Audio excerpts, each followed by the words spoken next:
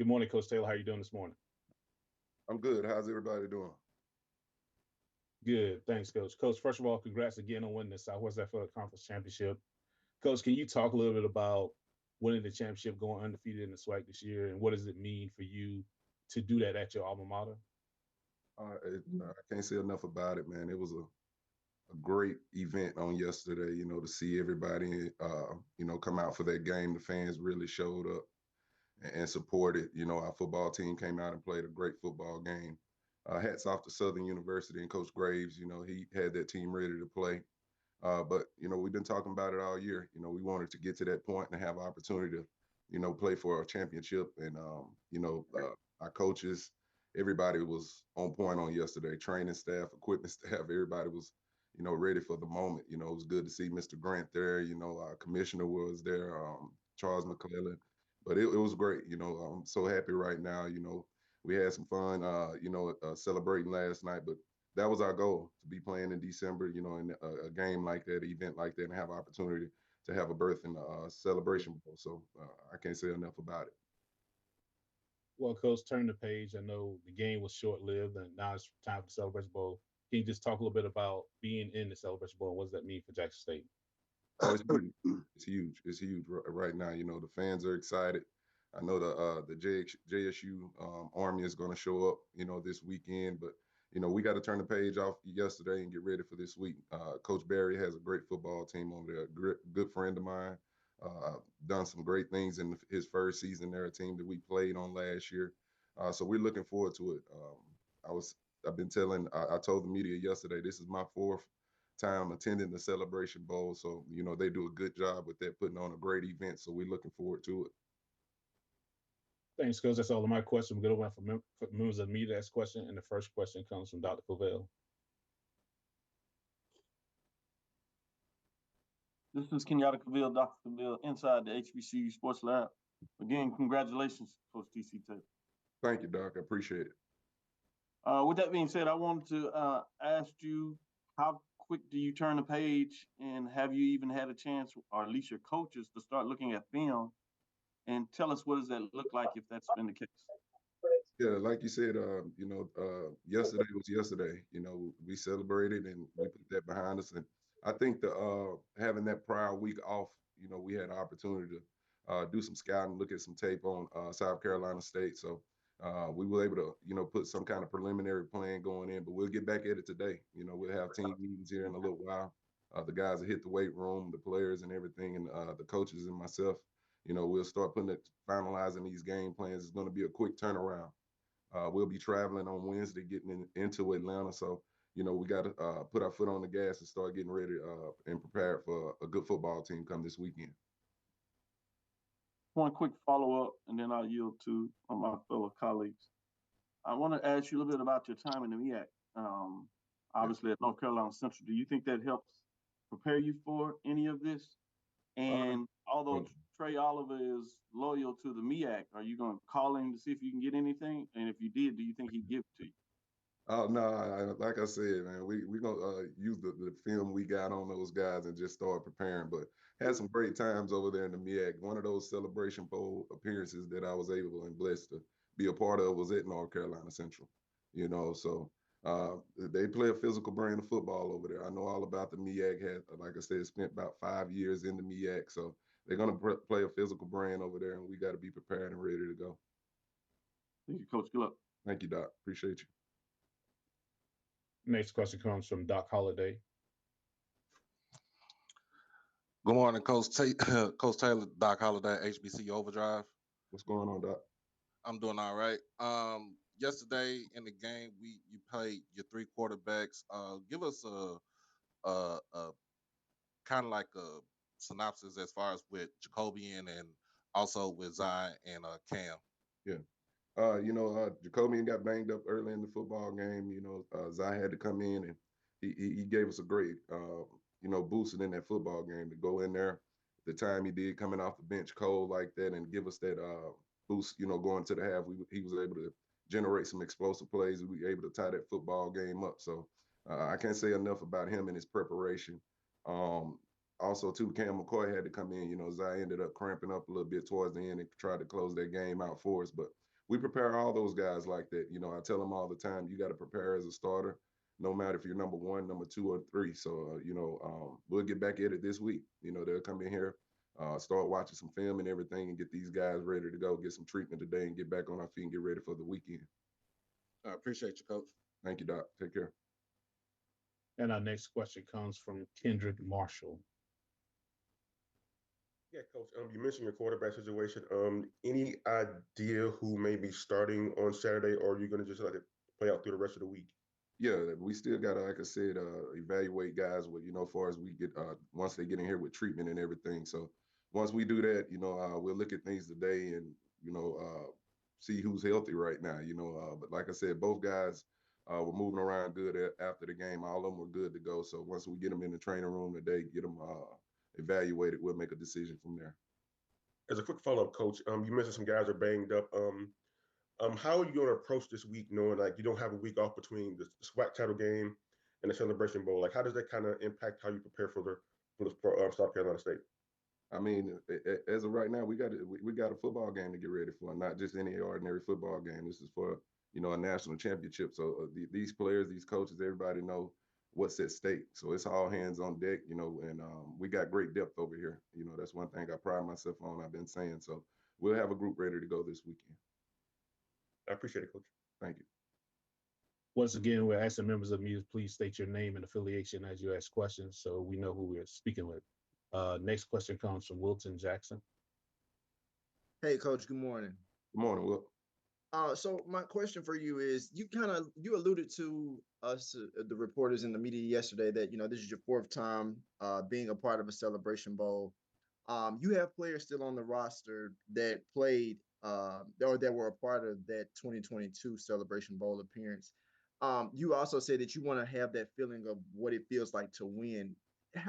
When you share that feeling with your players, what have you told them about this moment, especially those that haven't had that experience of what it's like to be in this moment of playing in the Celebration Bowl?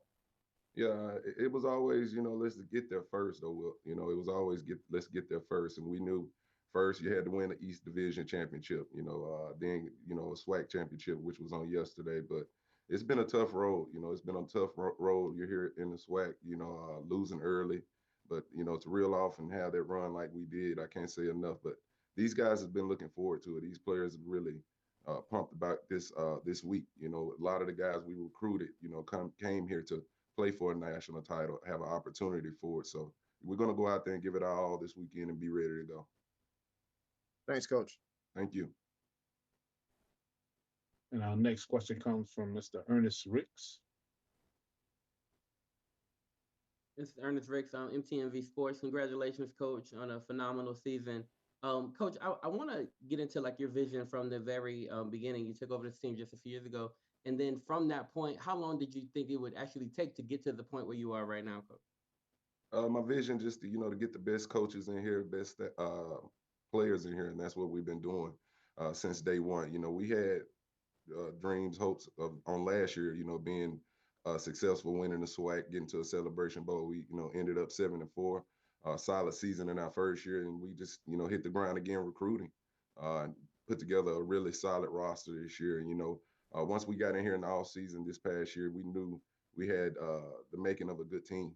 I had to replace a few coaches as well, but I knew we had the making of a good team. The Irv Mulligans, guys like that, Reed Pulliam, Ashton Taylor, all those linebackers, Rob McDaniel, all those guys were a part of us, getting to this point. So I'm excited about it. Coach, as a quick follow-up, you said that you've kind of had a chance to preview some film. What makes this South Carolina team so dangerous? They're a very motivated team. They play fast. They play fast. Got some really good players over there, on the defensive side, on the offensive side, at the receiver position. Well-coached football team, though, by Coach Barry over there. And he does a great job of getting them motivated. Thanks, Coach. Thank you. Our next question comes from Mr. Josh Sims. Joshua Sims, senior from HBCU Nightly Network. What's up, Coach? Congratulations on the championship. Thank you. Coach, this is your 3rd different capacity entering into this game. 2 times as offensive coordinator, this time as a head coach. My first question is, man, how does your personal preparation change, man? I know you're gonna break down the film. I know you guys gonna have the guys in the building. From a coaching perspective, though, man, how does your personal preparation change as the HC in this Celebration Bowl national championship game? Yeah, it's just like you. I think you said it best. It's just me coming in at this point, and this opportunity as the head coach. And you don't get too many opportunities like this. So I'm gonna continue to prepare. Like I said, always the same way. Just start evaluating. Make sure this football team is ready to go. Make sure everything from traveling well. I talked to the guys about we got to travel with class. It's a big expectation when you get to a football game like this. Being there, previously before. So it's gonna be everything moves fast throughout the week. So I gotta make sure we're good from the bottom to the top. From the training staff, everybody's moving the right way. We're dressed the right way, walking the right way, and saying the right things once we get there. Coach, quick follow up with this being going from one national stage with the SWAC championship game and then going to an even bigger stage with the national championship game Celebration Bowl. Does the week preparation, as far as for the schedule, script, and everything, is kind of going to have to be a little bit exasperated, kind of sped up? Do you feel like the guys are ready for kind of a more sped up process, having to get in, then get on the flight, get from Jackson to Atlanta? Does that process kind of cause a little bit of concern? And are the guys ready and prepared for that? They are. Like I said, the week prior to the SWAC championship game, we had that week off, so we were making plans then. You want to stay ahead of the curve right there, ahead of the game, and my DFO did a great job of that. His coaching staff did. So these players are amped and ready to go. Told them last night after that win, we got to put that one behind us. Start preparing. Like I said, we'll travel. Get there on Wednesday, try to get a practice there, potentially practice here before we leave. So we're going to plan it. It's no different. This is what we've been waiting on, and we're looking forward to it. Thank you, Coach. Thank you. Next question comes from Mr. Anderson.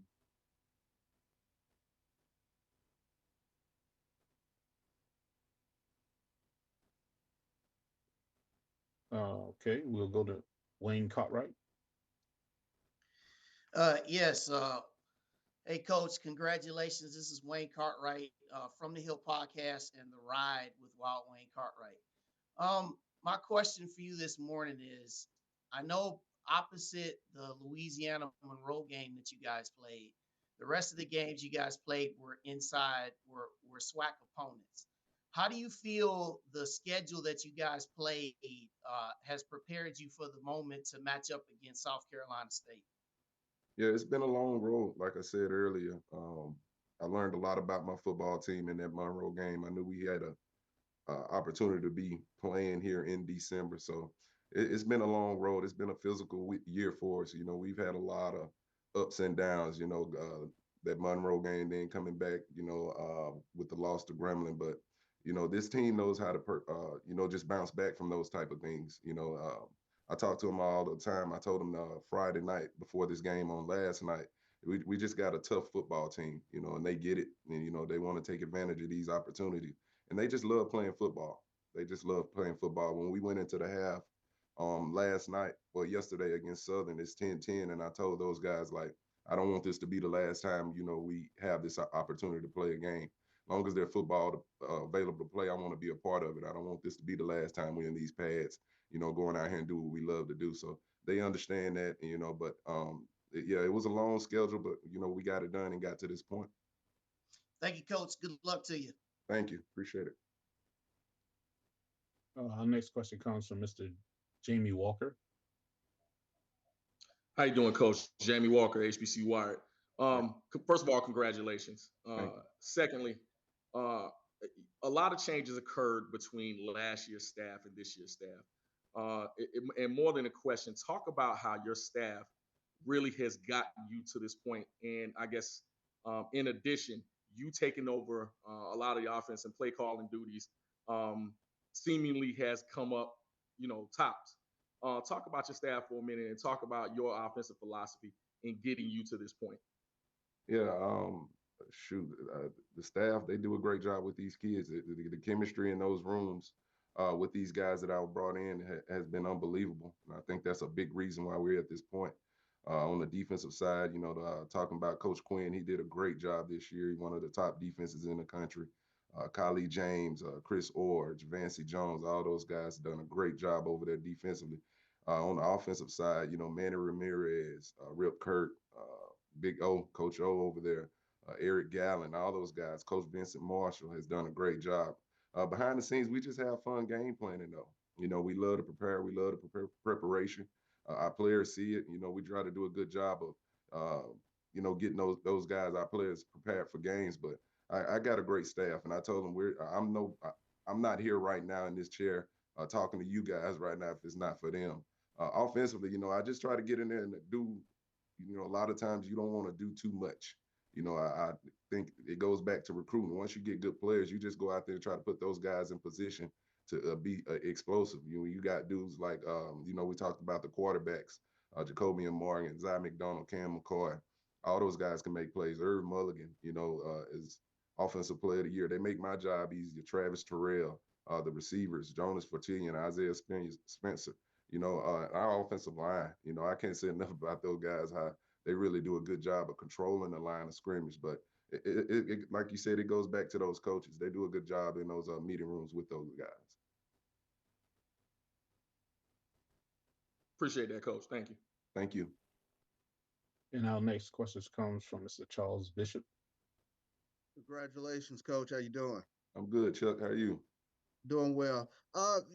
This past season you coined a phrase "we fence," and I just wanted to ask, kind of that mantra. How has that sort of propelled you guys to get you to this point to where you are?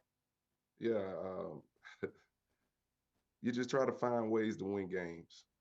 That's what I told them all year. We got to figure out ways to win games because it's going to be games that, the defense not playing well, and we got to carry it as offense. It's going to be times as the offense not playing well, and we got to carry, the defense has to carry us as well. The special teams has gotten through a lot of games. So that's what we fence is all about.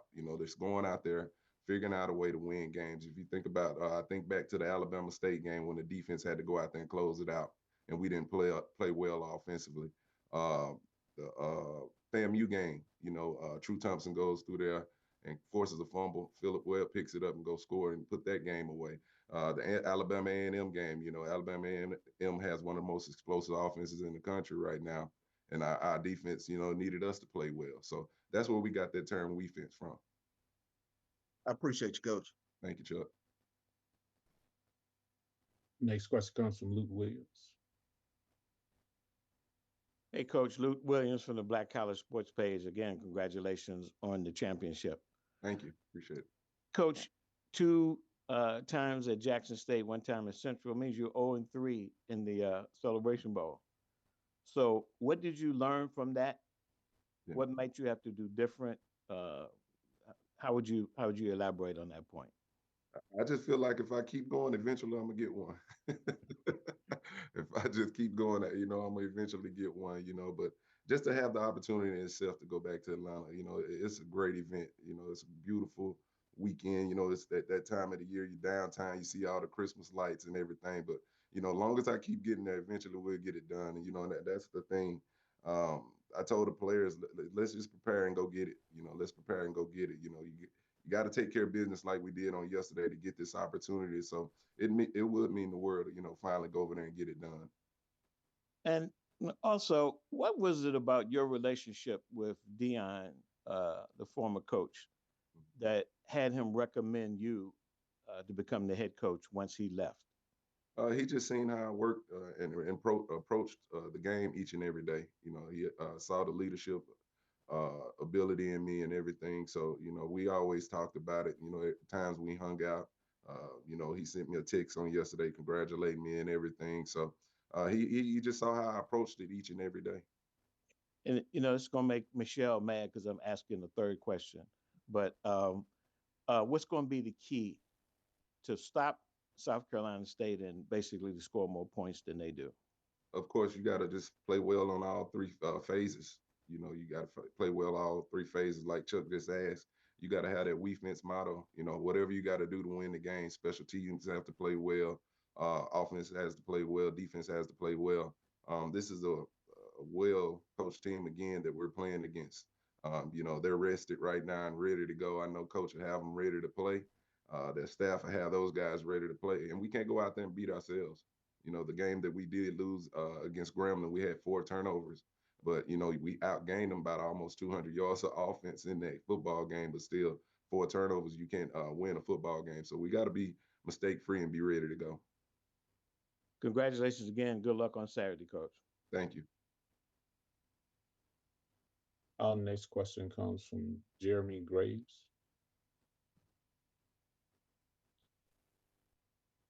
Hey, good morning, Coach. How you doing? I'm good. How are you? Doing good, Duke. Doing good. And congratulations on your win yesterday as well, too. Coach, speaking about, just winning championships and, moving forward, it seems like on the defensive line from Nobles and also on the offensive line, when Henry, can you just speak about that? I'm really big on, the big guys up front, that's what gets the rings, and Nobles coming in, being that transfer coming in. It seems as if that's just the pedigree. Can you speak about that? Yeah, that's what we talk about it all the time. You know, that's our emphasis starting the week out. We got to control the trenches. Starting with that D line. I mean, that depth over there in that group over there, like you said, Josh Nobles, those guys, Jeremiah Williams, True Thompson, Philip Webb. The list goes on. There's just so many guys over there that are playing at a high level. And we're able to roll a lot of guys in there, to keep them fresh and continue to put pressure on the quarterback. And that's what we do. We want to stop the run and then, try to put pressure on the quarterbacks.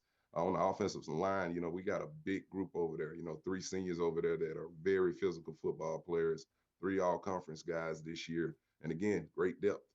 We played a lot of guys up there. I can remember when Evan got hurt early in the season, and we were able to put some freshmen out there, and they were very productive. So we know it starts in the trenches. You got to be able to control the line of scrimmage, got to be able to run the football, and got to be able to stop the run. Noted and received, Coach. There's a saying that's find a purpose to serve and a lifestyle to live. Last week I interviewed Asias Guthrie, and he basically, stated, your lifestyle, your mode, your creativity on how, you bring the team together. He speaks about you, in depth based on, your delivery. And it seems that once Dion left and, the culture of the team is, as far as formatted for yourself, can you speak to that based on the culture of the team, that championship pedigree as of right now, heading into the Celebration Bowl? And, you have, the keys to the driver's seat. Yeah, I think, after that last year and once Dion moved on and we had to replace so many players, it all started with trying to build a great culture here and getting these guys wanting to play for me and believe in me, and they know that. I tell them all the time, you can knock on their door anytime, any problems you may have, let's sit down and talk it out. We one big family here. We care about the people in the building.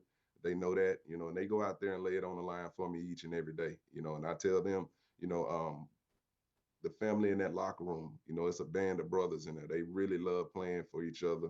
They have fun out there. I told them, we will never play a football game where we're not having fun, and that's where we are. We just have fun getting ready for football games here. Great, Coach. Well, best of luck this week. All right. Thank you. Yep. Coach Taylor, we want to thank you for your time this morning. We want to wish you safe travels and good luck and see you in Atlanta. All right. Thank you, guys. Appreciate it.